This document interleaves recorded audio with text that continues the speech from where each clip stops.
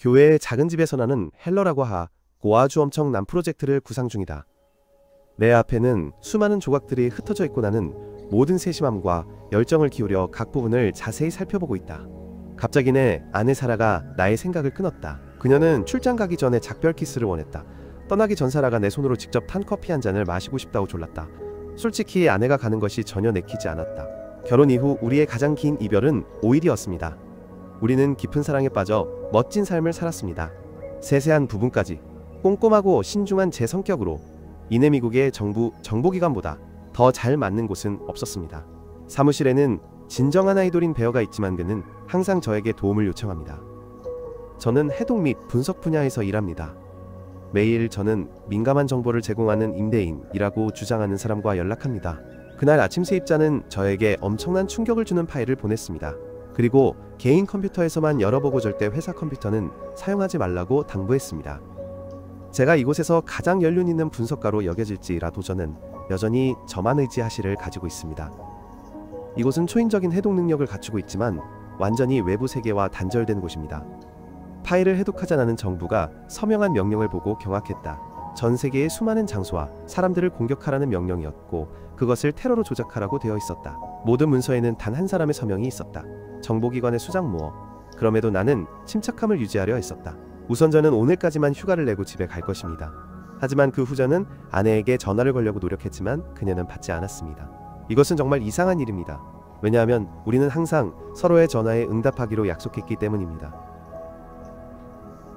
다음날 아침 저를 기다리고 있던 무어 사장님이 제 사무실에 와 계셨습니다. 그분이 꼭대기층에서 여기까지 내려오시는 건 처음이었는데 좋지 않은 징조라는 걸 모두가 알고 있었습니다. 무어는 나를 곧바로 CA 국장인 오브라이언에게 데려갔고 나는 불안해지기 시작했다. 하지만 내가 받은 소식은 1000배나 더 나빴다. 어젯밤 내 아내가 머물고 있는 호텔에서 공격 사건이 발생했다. 안타깝게도 그녀는 사망한 희생자 중 한 명이었습니다. 저는 이 끔찍한 소식을 체념하기도 전에 맞닥뜨려야 했습니다. 카를로스가 나를 집으로 데려왔는데 이미 온 거리가 취재를 위해 몰려든 기자들로 꽉 차 있었다. 제게 있어 그들은 제 고통을 뜯어먹을 준비가 된 독수리나 다름없었습니다. 5일간의 출장이 이제는 제가 사랑하는 사람과의 영원한 이별이 되어버렸습니다. 하지만 저는 가만히 앉아 답을 기다리는 그런 사람이 아닙니다. 다음날 아침 나는 모어의 사무실에 도착하여 그들이 가진 모든 것을 보여달라고 요청했다. 정장을 빼입은 카일랩이라는 금수저 분석가가 제게 이 일을 전문가에게 맡기라고 하더군요. 죽은 사람은 제 아내이고 가만히 보고 있을 수만은 없다고 으르렁거렸습니다. 그 시비 덕분에 며칠 휴가를 얻게 되었죠. 무어는 내가 컴퓨터에서 멀리 떨어져 있기를 바랐지만 뭔가 더 복잡한 일이 있다는 것을 직감했다. 며칠 후 사라의 시신이 돌아왔다. 공격으로 사망한 사람은 단 2명뿐이었고 사건의 정황은 매우 의심스러웠다. 아내의 짐에서 저는 사라가 돌아와 제게 줄 선물 일종의 퍼즐 상자를 발견했습니다. 눈물을 다 쏟고 나서 저는 사무실로 돌아가 일에 몰두했습니다. 세입자가 제공한 파일에서 무슨 일이 일어났는지에 대한 단서나 징후를 찾을 수 있을 거라는 강한 직감이 있었습니다. 단 몇 시간 만에 저는 전체 공격을 분석했습니다. 그것은 공격이 아니라 갱단이 서로 처리하기 위해 돌아섰을 때 실패한 강도였습니다. 사라가 사건에 휘말린 유일한 이유는 그녀가 음성인식을 사용하여 다른 사람들을 구하려고 했기 때문입니다. 나는 러시아인과 남미인으로 구성된 단체가 범인임을 확인했다. 하지만 내 아내를 길거리에서 총살한 마지막 인물은 정체를 드러내지 않았다. 그럼에도 불구하고 내 아내를 죽인 자를 찾는 것보다 나를 더 자극하는 것은 없다. 저는 모든 카메라의 시점을 활용하고 대상의 얼굴에 대한 충분한 정보를 수집하여 거리에 정확한 3D 복제본을 만들었습니다. 그의 이름은 호르츠. 수십 개 국가에서 수배 중인 용병이었으며 그는 런던에 있는 친척이 있었는데 구체적으로는 매일 아침 할머니가 자주 가시는 카페에 있었습니다. 나는 단 하룻밤 만에 케일럽이 일주일 내내도 해내지 못했던 일을 해냈습니다. 호르츠의 친척인 그레첸이 지금 내게 가장 중요한 단서인데 그녀를 잡으려면 재빨리 움직여야 했다. 그런데 그러기는커녕 나는 심리치료를 받으러 보내졌다. 업무 복귀가 허락되자마자 저는 세입자가 보낸 모든 서류를 인쇄해 모어의 사무실로 직행에 따졌습니다. 저는 모어와 케일럽을 감옥에 쳐넣을 충분한 증거를 가지고 있었습니다. 협상은 매우 간단하다. 내가 아내를 죽인 자들을 직접 처단하지 않으면 모두 함께 지옥으로 갈 것이다. 웅장하게 선언한 후 나는 거의 서 있을 수도 없었지만 이제는 엎질러진 물이니 되돌릴 수는 없다. 다음날 아침 나는 내가 원하던 것을 얻었다. 무어는 모르페우스 아니어기서는 핸더슨이라고 불리는 것을 선호하는 이가 진행하는 긴급 훈련 과정을 승인했다. 제가 사람을 죽이는 법을 배우는 동안 케일럽도 착수하여 한 팀을 동원해 제 사무실에서의 발자취 하나하나를 다시 조사하도록 했습니다. 그들은 내가 팩업 복사본을 어디에 숨겼는지 알아내서 그것들을 파기하고 싶어 했지만 아무리 찾아도 찾지 못했다. 무어는 인내심을 잃고 핸더슨에게 나를 제거하라고 명령했지만 그가 내 방에 도착했을 때 나는 이미 사라진 후였다. 다음 날 아침 나는 런던에 있었고 아내가 사망한 장소를 방문했다. 시간을 낭비하지 않고 저는 그레첸이 매일 가는 카페 근처에 방을 하나 얻었습니다. 그녀가 호르츠에게 가는 연결고리라고 확신합니다. 그녀가 아파트를 떠나자마자 저는 바로 문으로 가서 유튜브에서 자물쇠 따는 방법을 찾아봤습니다. 아파트 안에 들어가자마자 저는 호르츠에게 인도해줄 단서나 무언가를 찾기 시작했습니다. 서랍 안에서 저는 총을 발견했습니다. 저는 총을 집어들었지만 그레첸이 돌아오고 있다는 신호를 받고 그녀를 매복할 준비를 했습니다. 하지만 방아쇠를 당길 순간 저는 그럴 용기가 없어서 도망칠 수밖에 없었습니다. 아파트에서 찍은 사진들 속에서 저는 한 병원의 이름을 발견했고 그 병원의 웹사이트에 들어가자 홀츠의 일원 중 한 명을 보게 되었습니다. 간단한 코드로 저는 그 병원의 모든 컴퓨터를 작동 중지시켰습니다. 그 후 나는 변장하고 안으로 들어가 그레첸을 카메라 앞으로 유인했다. 꽃가루 알레르기가 있는 그레첸은 환풍구를 통해 엄청난 양의 꽃가루가 들어오는 것을 보았다. 그녀가 질문에 빨리 대답하지 않으면 몇 분 안에 죽을 것이다. 그레첸이 숨을 헐떡이기 시작하자 약골인 나는 저항할 수 없었고 그레첸은 진료실에서 도망쳐 거리로 뛰쳐나갔다. 나는 그녀의 전화를 빼앗고 도망칠 수밖에 없었지만 이제 내 얼굴은 사건을 목격한 모든 사람들의 전화 화면에 떴다.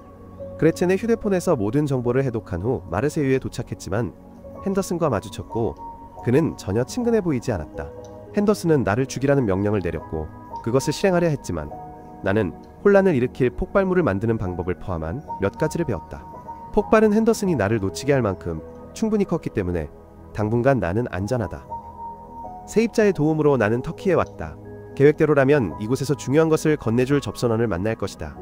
마침 내 세입자를 만났는데 놀랍게도 그녀는 나와 똑같은 뛰어난 파일 해독 능력을 가진 여성이었다. 우리 둘이 힘을 합친다면 사라에 대한 정의를 바로잡을 기회가 있을지도 모른다. 하지만 먼저 우리는 호르츠의 팀에게 사건 의뢰를 원하는 의뢰인인 척해야 한다. 미국으로 돌아온 오브라이언은 무어에게 내 사건에 대해 이야기한다. 그는 그녀에게 내가 불안정하다고 말했고 무기한 휴가를 주었습니다. 오브라이언은 무리를 협박했는데 그는 어두운 거래를 좋아한다는 것을 모두가 알고 있었고 그녀는 그것을 끝내고 싶어 했습니다.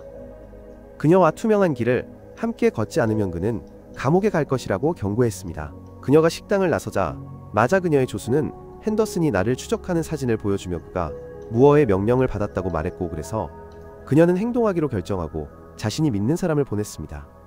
저는 최고의 팀을 찾는 고객인 척할 준비를 하고 스페인으로 돌아왔습니다. 그곳에서 저는 가장 약한 고리처럼 보이고 무언가를 털어놓을지도 모르는 미시카의 위치를 파악했습니다. 동료들이 핸더슨이 호텔에 도착했다고 경고했음에도 불구하고 저는 계획을 고수하여 그가 수영장에서 수영하는 동안 미시카에게 접근하기로 결정했습니다. 시간이 많지 않았기에 나는 그에게 한 가지 질문밖에 할 수 없었다. 호르츠가 어디 있는지 말하든가 아니면 죽을 줄 알아. 예상대로 미시카는 나에게 꺼져 라고 말했고 그것은 그가 곧 후회하게 될 중대한 실수였다.